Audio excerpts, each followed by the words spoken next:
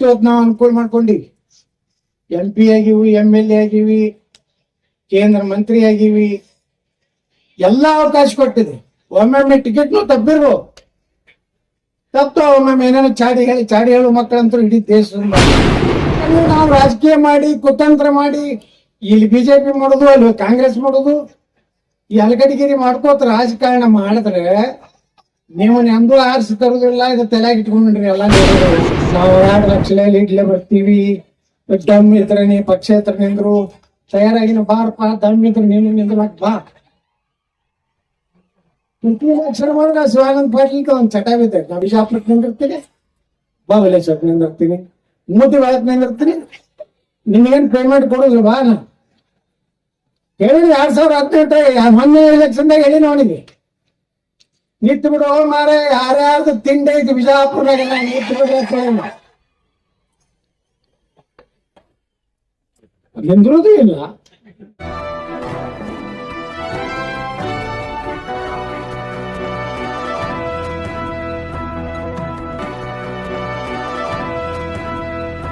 ಭಾರತದ ಸಾರ್ವತ್ರಿಕ ಲೋಕಸಭೆ 2024 ಚುನಾವಣೆಯ ಭಾರತೀಯ ಜನತಾ ಪಾರ್ಟಿ ಹಾಗೂ ಜಾತ್ಯತೀತ ಜನತಾದಳ NDA ಒಕ್ಕೂಟದ ನಮ್ಮ ಅಭ್ಯರ್ಥಿಗಳಾದಂತ ಹಾಲಿ ಸಂಸದರು, ಮಾಜಿ ಕೇಂದ್ರ ಸಚಿವರಾದಂತ ಸನ್ಮಾನ್ಯ ಶ್ರೀ ರಮೇಶ್ ಜಿಗಜಿಣಿಯವರ ಈ ಒಂದು ನಾಮಪತ್ರ ಸಲ್ಲಿಕೆಯ ನಂತರದ ಈ ಸಮಾವೇಶದಲ್ಲಿ ಪಾಲ್ಗೊಂಡಂತ ವಿಜಯಪುರ ಲೋಕಸಭಾ ಕ್ಷೇತ್ರದ ಎಲ್ಲ ನನ್ನ ತಂದೆ ತಾಯಂದ್ರೆ, ಹಿರಿಯರೇ, ಅಣ್ಣ ತಮ್ಮಂದ್ರೆ, ಪತ್ರಕರ್ತ ಬಂಧುಗಳೇ, ವೇದಿಕೆ ಮೇಲೆ ಉಪಸ್ಥಿತರಿರುವಂತ ಈ ಚುನಾವಣೆ ನಾಮಪತ್ರ ಸಲ್ಲಿಕೆ ಸಂದರ್ಭದಲ್ಲಿ ವಿಜಯಪುರಕ್ಕೆ ಬಂದಂತ ನಮ್ಮ ಆತ್ಮೀಯರಾದಂತ ನಿಕಟಪೂರ್ವ ರಾಷ್ಟ್ರೀಯ ಪ್ರಧಾನ ಕಾರ್ಯದರ್ಶಿ ಆದಂತ CT ರವಿ ಅವರೇ, ನೂತನವಾಗಿ ರಾಜ್ಯಸಭಾ ಸದಸ್ಯರಾದಂತ ನಾರಾಯಣ ಸಾಹೇಬ್ ಬಾಂಡ್ಗೆ ಅವರೇ, ಹಿಂದಿನ ನಮ್ಮ ಗಣಿ ಮತ್ತು ಭೂಗರ್ಭ ಮಹಿಳಾ ಮತ್ತು ಮಕ್ಕಳ ಕಲ್ಯಾಣ ಸಚಿವರಾಗಿ ಕೆಲಸ ಮಾಡಿದಂತ ಹಿರಿಯರಾದಂತ ಹಾಲಪ್ಪಾಚಾರ್ಯ ಅವರೇ, ನಮ್ಮ ವೇದಿಕೆ ಮೇಲೆ ಉಪಸ್ಥಿತರಿರುವಂತ ನಮ್ಮ ದುರ್ಯೋಧನ ಐಹೊಳೆಯವರು, ಮಾನ್ಯ ಶಾಸಕರು ರಾಯಬಾಗ್, ಅದೇ ರೀತಿ ಇನ್ನೊಬ್ಬ ಶಾಸಕರಾದಂತ ರಾಜು ಪಾಟೀಲ್ರೆ, ಹಾಗೂ ವೇದಿಕೆ ಮೇಲೆ ಉಪಸ್ಥಿತ ಭಾರತೀಯ ಜನತಾ ಪಾರ್ಟಿ ಜಾತ್ಯತೀತ ಜನತಾದಳ ಜಿಲ್ಲಾಧ್ಯಕ್ಷರೇ ಹಾಗೂ ಪಕ್ಷದ ಪದಾಧಿಕಾರಿಗಳೇ, ಇವತ್ತು ಈಗಾಗಲೇ ಸಾಕಷ್ಟು ಜನ ಮಾತನಾಡಿದ್ದಾರೆ, ಸಮಯ ಬಹಳ ಆಗಿದೆ, ಏನು ಹೇಳುವಂತದ್ದು ಏನು ಇಲ್ಲ. ಇವತ್ತು ನಾಮಪತ್ರದ ಒಂದು ಜನರನ್ನ ನೋಡಿದ ಮೇಲೆ ನನಗೆ ಬಹಳ ಖುಷಿ ಆಗಿದ್ದೇನೆಂದ್ರೆ 20, 30, 40 ವರ್ಷದ ಕಾರ್ಯಕರ್ತರು ಸಹ ಯಾವುದೇ ಹಣ ತಗೋಲಾರ್ದೇ ಸ್ವಂತ ವಾಹನ ಮಾಡ್ಕೊಂಡು ಬಂದಂತ ಒಂದು ಕಾರ್ಯಕರ್ತರು ನಮ್ಮ ಜಿಲ್ಲೆಯಲ್ಲಿದ್ದಾರೆ. ಅವ್ರಿಗೆ ಎಷ್ಟು ಸಲ ನಮಸ್ಕಾರ ಮಾಡೋದು ಕಡಿಮೆ ಅನ್ನುವಂತ ಮಾತನ್ನ ಬಯಸ್ತಾ ಇದ್ದೀನಿ. ಯಾಕಂದ್ರ ಎಷ್ಟೋ ಪಕ್ಷದವ್ರು ರೊಕ್ಕ ಕೊಟ್ಟು ಮಂದಿಗೆ ಹಳ್ಳಿ ಗಾಡಿ ಕಳಿಸಿದ್ರು ಗಾಡಿ ಕೂತಿಲ್ಲ. ಅದ್ರಾಗ ಅವ್ರು ಆ ಪಕ್ಷದವ್ರ ಅರ್ಧ ಮನೆ ಮೊದಲು ಇಟ್ಟೇ ಅಲ್ಲಿಂದ ಉಳ್ಕಿತ್ತು ಖರ್ಚು ಮಾಡ್ತಾರೆ. ನಮ್ಮಲ್ಲಿ ಕೊಡುಗೆ ಜಿಗ್ಜಿನವ್ರ ಕಡಿಮೆ, ಒತ್ತಾಡಿ ಕೊಡ್ತಾರ. 50,000 ಕೊಟ್ಟು 5 ಲಕ್ಷ ಬಂದಿ ಬರ್ಲೇ ತರ. ನೀವೆಲ್ಲ ಬಂದಿರೋದು ಮತ್ತೆ ನಿಮ್ಮಂತ ಕಾರ್ಯಕರ್ತನ ಹೊಂದಿದಂತ BJP ಎಷ್ಟು ಪುಣ್ಯ ಮಾಡಿರ್ಬೇಕು ಬಿಜಾಪುರ ಜಿಲ್ಲಾ.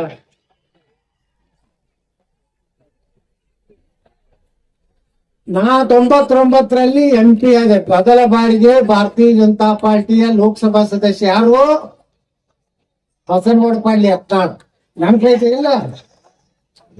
ಇನ್ನ ಯಾವ ಹಳ್ಳಿಯಾಗ ಹೋದ್ರೆ ನನ್ ಬೋರ್ಡ್ ಅದಾವೆ.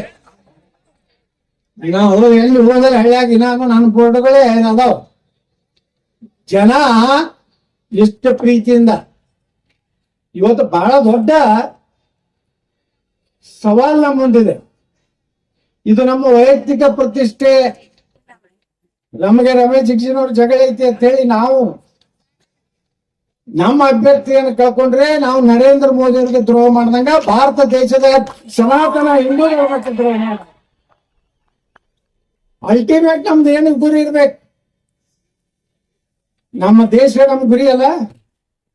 ನಮ್ಮ ಸನಾತನ ಧರ್ಮ ನಮ್ ಗುರಿ ಅಲ್ಲ.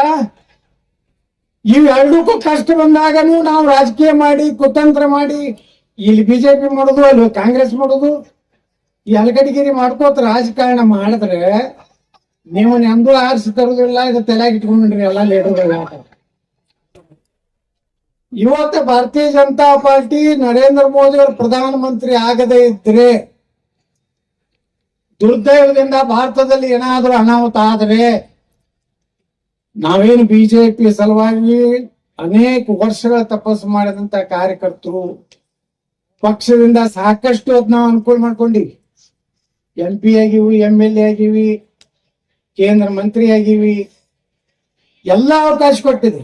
ಒಮ್ಮೊಮ್ಮೆ ಟಿಕೆಟ್ನು ತಪ್ಪಿರು ತಪ್ಪು ಒಮ್ಮೊಮ್ಮೆ ಏನೇನೋ ಚಾಡಿ ಹೇಳು ಮಕ್ಕಳಂತೂ ಇಡೀ ದೇಶದಿಂದ ಬಸನಗೌಡ್ರು ಹಂಗದಾರಿ ಇವ್ರು ಹಿಂಗದಾರಿ. ಬಸನಗೌಡ್ರು ಬಂದ ನಾವು ಬರುದಿಲ್ಲ ಬಿಡ್ರಿ ಮಕ್ಕಳ, ನೀವು ಬಂದ ಮಂದಿ ಅಥವಾ ಓಟ್ ಹಾಕೋರಿಗೆ ಹಾಕಿದಾಗ ಏನು ಮತ್ತೆ ಏನೂ ಆಗುದಿಲ್ಲ. ಬಿಜಾಪುರ್ನಾಗ ಎಲ್ಲ ರಗಡ್ ಜಿಗಿದಾಡಿದ್ರು, ಎಲ್ಲ ಸೆಟ್ಟದ್ರು, ಏನೋ ಮತ್ತ ಆರಾಮ್ ಹೋದ್ ಸಲಕ್ಕಿಂತ 1.5-2 ಸಾವಿರ ಹೆಚ್ಚು ಹೋಟ್ಲೆ ಹಾಕಿ ಬಂದೆ. ಎಲ್ಲಾ ಎತ್ತಿದ್ರು ಗೌಡ್ರ ನೀವು ಎಲ್ಲಾ ರಾಜ್ಯ ಹೇಳಕತ್ತೀರಿ, ನಿಮ್ ಬಿಜಾಪುರ್ನಾಗ ಎಲ್ಲ ಕೆಟ್ಟೈತ್ರಿ ನೋಡ್ರಿ. ನಮ್ ಪಾಪ ನಮ್ಮೆಲ್ಲಾ ಕಾರ್ಪೊರೇಟರ್ಗಳು ಎಲ್ಲ ಕಾರ್ಯಕರ್ತರು ಗೌಡ್ರ ದಯವಿಟ್ಟು ಬಿಜಾಪುರ್ ಬಂದ್ಬಿಡ್ರಿ, ನಾಳೆ ಕೆಡಿಸ್ಲಕತ್ತಾರಿ. ನಾ ಹೇಳಿದ್ರೆ ಯಾವ ಮಕ್ಳು ಕೆಡ್ಸಿದ್ರು ಬಿಜಾಪುರ್ನಾಗ ನನ್ನ ಬಿಟ್ಟು ಓಟ್ ಅಂತ ಯಾರೋ ಹಾಕ್ತದೆ. ನಾ ಪ್ರಚಾರ ಮಾಡಲಿಲ್ಲ ಬಿಜಾಪುರ್ನಾಗ. ಕಡೆಗೆ 1 ದಿವಸನೋ 2 ದಿವಸ ಬಂದೆ ನೋಡು. 20-25 ಸಾವಿರ ಮಂದಿದು ರೋಡ್ ಶೋ ಮಾಡೀನಿ. ಇಡೀ ವಿಜಯಪುರ ನಗರನಾಗ ನಮ್ಮ ಪಕ್ಷದ ಕಾರ್ಯಕರ್ತರು ಎಲ್ಲರೂ ಏನ್ ನಮ್ಮ ಪಕ್ಷದ ನಿಷ್ಠಾವಂತ ಕಾರ್ಯಕರ್ತರು ಇರೋದಲ್ಲ ಅವರೇ ಎಲೆಕ್ಷನ್ ಮಾಡ್ಯಾರ. ನಾನಂತರೂ ಎಲ್ಲಿ ಪ್ರಚಾರಕ್ಕೆ ಹೋಗಿಲ್ಲ. ನಮ್ಮ ಕಾರ್ಯಕರ್ತರ ಬಲ, ನಮ್ಮ ಕಾರ್ಪೊರೇಟರ್ಗಳ ಬಲ, ಈಗಂತೂ ಪೂರ್ತಿ ನಿಷ್ಠಾವಂತ ಕಾರ್ಯಕರ್ತರು ನಮ್ಮ ಜಿಲ್ಲಾಧ್ಯಕ್ಷರ RS ಪಾಟೀಲ್ ಆದ್ಮ್ಯಾಗ ಮತ್ತೊಮ್ಮೆ ಮಗದೊಮ್ಮೆ ಆದ್ಮ್ಯಾಗ ಈ ಸಲ ಬಿಜಾಪುರ ಸಿಟಿ ಒಳಗ ಯಾರು ನಿಜವಾದಂತ ಪ್ರಾಮಾಣಿಕ ಕಾರ್ಯಕರ್ತರು ಅವರೇ ಪದಾಧಿಕಾರಿಗಳಾಗ್ಯಾರ. ಏನ್ ರಮೇಶ್ ಜಿಗಜಿನವ್ರು ಏನ್ ಅನ್ಸೋದು ಬೇಡ, ಅವ ಹಂಗ್ ಮಾಡ್ಲಕ್ಕ ಇಲ್ಲಿ ಏನ್ ನಡೀದಿಲ್ಲ, ಯಾರು ಹೆಂಗ್ ಮಾಡ್ತಾರ ಅದನ್ನ ದೂರ ಇಟ್ಬಿಟ್ಟಿವ್, ಅವತ್ತು ಬರ್ಸೆ ಕೊಡುದಿಲ್ಲ. ಬರ್ಲಾಕ ಹೋಗ್ಬೇಡ್ರಿ ನೀವು, ನಿಮ್ ಮನೆ ನೋಡಿದ್ರೆ ಮತ್ 4 ಕೋಟಿ ಕಡಿಮೆ ಆಗ್ತಾವ. ಅವೆಲ್ಲ ಅದ ನಮ್ ಟೀಮ್ ಅದ. ನೀವು ಬಾಳ ಭಾರಿ ದೊಡ್ಡ ಲೀಡರ್ ಅದ, ಹೋಗ್ರಿ ಕಡೆ ದೇವರಿಬ್ಬರಿಗೆ ಮುದ್ದೆ ಬಾಳ ನಿಮ್ ಸೊಂಡಿ ನೋಡಿ ಓಟ್ ಹಾಕ್ಸೋರಿ. ಬಿಜಾಪುರ್ನಾಗ ನಿಮ್ದೇನ್ ಯಾರ್ದು ಅವಶ್ಯಕತೆ ಇಲ್ಲ. ನಮ್ಮೆಲ್ಲ ಪದಾಧಿಕಾರಿ ಅದಾರ, ಕಾರ್ಪೊರೇಟರ್ ಅದಾರ, ಪ್ರಾಮಾಣಿಕರ ಅದಾರ. 1 ರೂಪಾಯಿ ಕೊಟ್ರು 1 ರೂಪಾಯಿ ಖರ್ಚು ಅದ್ರ ಜೋಡ 1 ರೂಪಾಯಿ ಖರ್ಚು ಮಾಡಿದ್ವಿ ಕೆಲಸ ಮಾಡಂತ ಕಾರ್ಪೊರೇಟರ್ ಅದ್ರ. ಈಗೇನು ಕಾರ್ಪೊರೇಟರ್ ಒಳ್ಳೆ ಟೀಮ್ ಆಗೈತಿ, ಪಕ್ಷದ ಪದಾಧಿಕಾರಿ ಒಳ್ಳೆ ಟೀಮ್ ಆಗಿದೆ. ಬಿಜಾಪುರ ಬಗ್ಗೆ ರಮೇಶ್ ಜಿಗಜಿಣವ್ರು ಏನು ಕಾಳಜಿ ಮಾಡೋದು ಬೇಡ. ಕಡೆಗೆ 2 ದಿವಸ ಬರ್ತೀನಿ, ಇಡೀ ಜಿಲ್ಲೆ ಇಲ್ಲ, ಇಡೀ ಮತ್ತೆ ಹೆಂಗ ಇಡೀ ರಾಜ್ಯ ಸುತ್ತಿ ನಾನು 4-5 2 ದಿವಸ ಬಿಜಾಪುರ ಜಿಲ್ಲಾ ಪ್ರವಾಸ ಮಾಡ್ತೀನಿ. ನಾ ಎಲ್ಲರಿಗೂ ವಿನಂತಿ ಮಾಡ್ಕೊತೀನಿ, ಇವತ್ತೇನು ಕಾಂಗ್ರೆಸ್ನವ್ರು ಹೇಳಕತ್ತಾರ ನಾವು 2 ಲಕ್ಷ ಲೀಡ್ಲೆ ಬರ್ತೀವಿ, ದಮ್ ಇದ್ರೆ ನೀ ಪಕ್ಷೇತರ ನಿಂದ್ರು ತಯಾರಾಗಿನ ಬಾರಪ್ಪ, ದಮ್ ಇದ್ರೆ ನೀನು ನಿಂದ್ರಕ್ ಬಾ. ಎಲೆಕ್ಷನ್ ಮಾಡಿದ್ರೆ ಶಿವಾನಂದ ಪಾಟೀಲ್ ಒಂದ್ ಚಟ ಬಿದ್ದೆ, ನಾ ಬಿಜಾಪುರಕ್ಕೆ ನಿಂದಿರ್ತೀನಿ, ಬಾಬಲೇಶ್ವರಕ್ಕೆ ನಿಂದಿರ್ತೀನಿ, ಮೂತಿ ಒಳಕ್ ನಿಂದಿರ್ತೀನಿ, ನಿನ್ಗೇನ್ ಪೇಮೆಂಟ್ ಕೊಡೋದು ಬಾ. ನಾ ಹೇಳಿದ್ರೆ 2018 ಮೊನ್ನೆ ಎಲೆಕ್ಷನ್ದಾಗ ಹೇಳಿ ಅವನಿಗೆ ನಿಂತು ಬಿಡು ಮಾರೆ, ಯಾರ್ಯಾರ್ದು ತಿಂಡಿ ಐತಿ ಬಿಜಾಪುರನಾಗ ನಿಂತು ಬಿಡ, ನಿಂದ್ರೋದು ಇಲ್ಲ ನಮಗ ಇಲ್ರಿ. ನಿಂದ್ರು ಮಾರೆ ಕುಲ್ಲಾರಿ ಆಗ್ತದೆ. ಈಗ ಜಿಗಜಿನವ್ರು ಕೇಳಿದ ಡಿಲಿಮಿಟೇಷನ್ ಆಗೋದೈತಿ ಲೋಕಸಭಾ ವಿಧಾನಸಭಾ, ಆಯ್ತು ಬಾರಪ್ಪ, ಅವಾಗ MP ನಾನು ಬರ್ತೀನಿ, ನೀನು ಬಾ. ಏನ್ ಕೆಲಸ ಮಾಡ್ರಿ ನೀವು? ತಿನ್ನೋದು ಬಿಟ್ರೆ ಏನ್ ಕೆಲಸ ಮಾಡ್ರಿ? ನಾ ಬಿಜಾಪುರ ದೊಡ್ಡ ದೊಡ್ಡ ಕಾಂಪ್ಲೆಕ್ಸ್ ಕಟ್ತೀನಿ, ಯಾವ ಸಿದ್ದೇಶ್ವರ ಗುಡಿ ನೀವು ನಿಮ್ ಮನಿ ಕಟ್ಕೊಂಡಿರಿ. ನನ್ಗೇನು ಹೇಳ್ತಾರ, ನಾ ಹಾಸ್ಪಿಟಲ್ ಕಟ್ಟೀನಿ, ನಾ ದೊಡ್ಡ ದೊಡ್ಡ ಸ್ಕೂಲ್ ಕಾಲೇಜ್ ಕಟ್ಟೀನಿ, ಗೋಶಾಲೆ ತೆಗೆದೀನಿ. ಮಾಡ್ರಪ್ಪ ನೀವು ಯಾರ್ಯಾರ್ದು ಬಾಳ ದಿಮಾಕ್ ಮಾಡ್ತಿರಲ್ಲ. ಬರೀ ಈ ಸಲ ಲೋಕಸಭಾ ಜನರಲ್ ಆಯ್ತಂದ್ರೆ ನಾನೇನು ಬರ್ತೀನಿ ಬಾ. ಈಗ ಅಂಜಿಕೆ ಪಂಜಿಕೆ ಎಲ್ಲರೇ ಮಂತ್ರಿ ಅದೇ ಅಂತ ಹೇಳಿ ನಮ್ ಸಕ್ಕರೆ ಫ್ಯಾಕ್ಟ್ರಿ ನೋಟಿಸ್ ಕೊಡೋದು, ನೀ 10 ನೋಟಿಸ್ ಕೊಡು ಕೋರ್ಟ್ನಾಗ, ನೀನ್ ಚಿಬಾರಿ ಹಾಕ್ಸಿಬಿಟ್ಟೆ ನೀನ್ ಹಾಕ್ಯಾರಿ ಹೈಕೋರ್ಟ್ನಾಗ. ಯಾವ್ದಕ್ಕಪ್ಪ ನಿಮ್ದೇನ ತಗಲಕ್ಕೆ ದರ್ಬಾರ, ಮಗಳಿನ ದರ್ಬಾರ ತಗೊಂಡ್ರೆ ಬೈದಾರ ನೀನೆ ಕೋರ್ಟ್ನಾಗ. ಯಾರು ಅಂಜಬೇಡ್ರಿ, ಯಾರು ಆ ಪಾರ್ಟಿ ಮಾಡ್ತೀನಿ ಯಾರು ಫೋನ್ ಮಾಡಿದ್ರ ಡೈರೆಕ್ಟ್ ನಮಗ್ ಹೇಳ್ರಿ. ಇಲ್ಲಂದ್ರ ನಾವು ಈ ಸಲ ನರೇಂದ್ರ ಮೋದಿ ಅವ್ರನ್ನ ಬಿಜಾಪುರದಿಂದ ರಮೇಶ್ ಜಿಗಜಿಣವ್ರ ಮೋದಿ ನೋಡಿ ಅಲ್ಲ, ನನ್ನ ಮೋದಿ ನೋಡಿ ಅಲ್ಲ, ನಮ್ಮ ದೇಶದ ಸಲುವಾಗಿ ನಾವು ನರೇಂದ್ರ ಮೋದಿ ಅವ್ರನ್ನ 3ನೇ ಬಾರಿಗೆ ಪ್ರಧಾನಮಂತ್ರಿ ಮಾಡಬೇಕಾಗಿ ನಮ್ ಕರ್ತವ್ಯ. ಇವತ್ತಿನಿಂದ ಯಾರು ಮನ್ಯಾಗ ಕುಂಡ್ರಬೇಡ್ರಿ. ಎಲ್ಲರೂ ಎಷ್ಟು ನಾ ಕಾರ್ಯಕರ್ತರು ಅಲ್ಲಿಂದ ನೋಡ್ಕೋತ ಬಂದೆ, ಹಾಗೆ ಎಲ್ಲಾ ಕಡೆ ನನ್ ಕಣ್ಣು ಇರ್ತದ. ಇದ್ರೊಳಗೆ ಎಷ್ಟು ಮಾಡೋರು ಅದಾರ, ಎಷ್ಟು ಕತ್ರಿ ತಗೊಂಡ್ ಬಂದಾರ ಎಲ್ಲ ಗೊತ್ತೈತ. ಹಾ, ಅವರೆಲ್ಲಾ ಪಾಪ ಮುಗ್ಧ ಜನ, ಮುಗ್ಧ ಕಾರ್ಯಕರ್ತರು. ಅವ್ರ ಪಾಪ ಬಿಜೆಪಿ, ಮೋದಿ, ವಾಜಪೇಯಿ ಅಂತ ಹೇಳಿ ಎಷ್ಟು ಜನ ಇವತ್ತು ಜನ ನೋಡ್ರಿ ಎಲ್ಲಿಗೆ ಶಿವಾಜಿ ಮಹಾರಾಜರ, ಛತ್ರಪತಿ ಶಿವಾಜಿ ಮಹಾರಾಜ ಚೌಕದಿಂದ ಮೆರವಣಿಗೆ ಬಸವೇಶ್ವರ ಸರ್ಕಾರಕ್ಕೆ ಹತ್ತಿತ್ತು ನೋಡ್ರಿ. ಯಾರು ನಾವು ನಿರೀಕ್ಷೆ ಮಾಡಿರ್ಲಿಲ್ಲ. ಪೆಂಡ ಇಟ್ಟೆ ಯಾಕೆ ಹೊಡೆದಿವಿ ಸಾಹೇಬ್ರ, ಅವ್ರಿಗೆ ಕೇಳಿದ್ವಿ ಏನಪ್ಪ ಮಂದಿ ಕಡಿಮೆ ಬಂದ್ರ ಹಸೆ ಆಗ್ಬಾರ್ದು. ನಾವು ಬಂದೀವಂದ್ರ ಮುಗೀತ್ರಿ. ಅದು ಏನೋ ಹೇಳ್ತಾರಲ್ಲ, ಅದು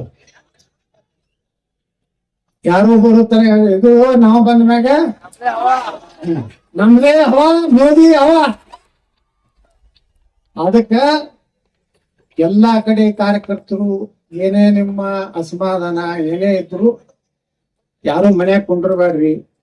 ಎಲ್ಲಾರು ಜಾಗೃತಿಲಿ ಓಡಾಡಿ. ಬಿಸಿಲು ಬಾಳ ಐತಿ. ಮುಂಜಾನೆ 1-2 ತಾಸು, ಸಂಜೆ ಮುಂದೆ 1-2 ತಾಸು ಅಡ್ಡಾಡ್ರಿ, ಓನ್ಯಾಗ ಕೆಲಸ ಮಾಡ್ರಿ. ನನಗ್ ಗ್ಯಾರಂಟಿ ಐತಿ, ರಮೇಶ್ ಜಿಗಜಿಣವ್ರು 2 ಲಕ್ಷಕ್ಕಿಂತ ಹೆಚ್ಚು ಮತದಿಂದ ಓಟ್ ಹಾಕಿ ಬರ್ತಾರ.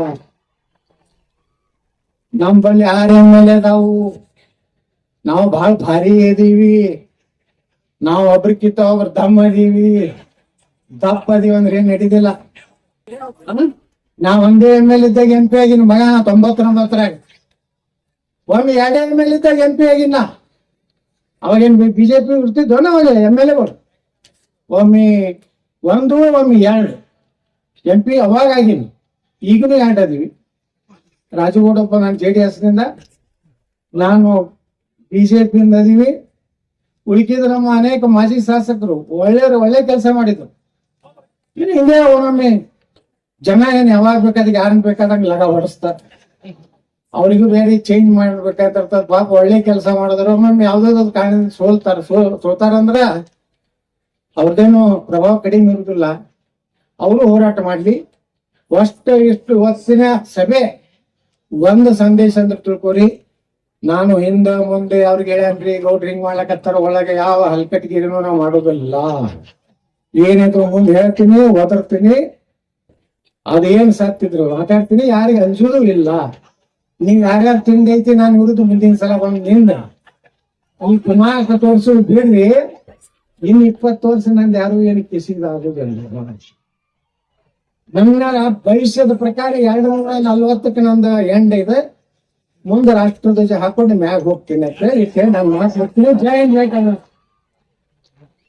ಸಮಾಜದ್ದು ಅಪಪ್ರಚಾರ ಮಾಡ್ಲಕತ್ತಾರ. ಕಾಂಗ್ರೆಸ್ನವರು MP ಗೆ ಬಂಜಾರ ಸಮಾಜದವ್ರಿಗೆ ಏಟ್ ಕೊಟ್ಟಾರಪ್ಪ ಇಲ್ಲಿ ಕರ್ನಾಟಕದಾಗ? 1 ಕೊಟ್ಟಾರೇನು?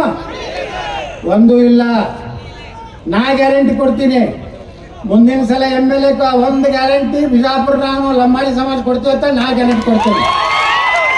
ಆದ್ರ ಬಂಜಾರ ಬೂತ್ ಒಳಗೆ 70% ಆಗಿರ್ಬೇಕು, ಷರತ್ತಿಗೊಳಪಟ್ಟು. ಹಾ, ಯಾಕಂದ್ರೆ ಮೀಸಲಾತಿ ಈಗ 290 ಆಗೋದು MLA, ಅಲ್ಲಿಂದ MP 800 ಆಗೋದು. 3 MP ಆಗ್ತಾವ. 1 ಜನರಲ್ ಆಗ್ತದೆ, 1 SC ಆಗ್ತದೆ, 1 ಲೇಡೀಸ್ ಆಗ್ತದೆ. ಜನರಲ್ ನಾನು ನಿಂದ್ರ ಬಂದಿನಿ, ಯಾವ ಕಾಣಿಸೋದನ್ನ ಬಂದು ತಿಂದಲ್ಲ. ಅಲ್ಲಿಂದ SC ವಿಜಾಪುರದಾಗ 250 ರೂಪಾಯಿ, 1 ಬಂಜಾರ, 1 ಮೂಲ ಅಸ್ಪೃಶ್ಯರಿಗೆ ಗ್ಯಾರಂಟಿ. ಇದು ಮೋದಿ ಗ್ಯಾರಂಟಿ, ಇದು ನಾನು ಗ್ಯಾರಂಟಿ.